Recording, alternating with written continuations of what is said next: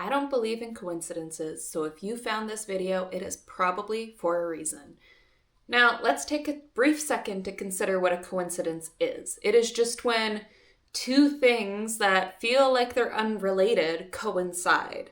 And a lot of people tend to write that off as random, but what I have found in my life is that coincidences are often drawing my attention towards a certain lesson or way of thinking. And this can occur with the reappearance of animals or colors or even certain numbers. It can just be certain themes. Like yesterday I was hitting every single stoplight in town and it was very strong, slow down energy. What I want to talk about in this video, though, is a brief shout out to the movie The Way, Way Back, which I have watched and rewatched this past week because it is a great movie. Yes, some of that was self-indulgent. But what kept sticking out for me in this movie was the conversation about crabs, ghost crabs in particular, and it was a very small part of the plot, but it was a recurring theme. And I could not figure out what crabs meant for me personally.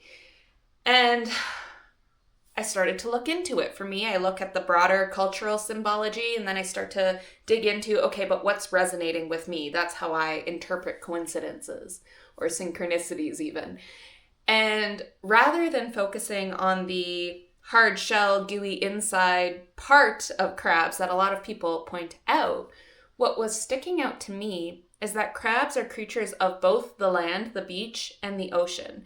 They live on the bottom of the seafloor, but then they also live in cycles with the tide, right? And so there's this evolving, shifting nature of the crab's habitat, and yet it's their natural habitat. For myself, I have Cancer, so that's a crab in astrology, in my 10th house. Publicity, career, things like that. I work with communities. I work in facilitative roles.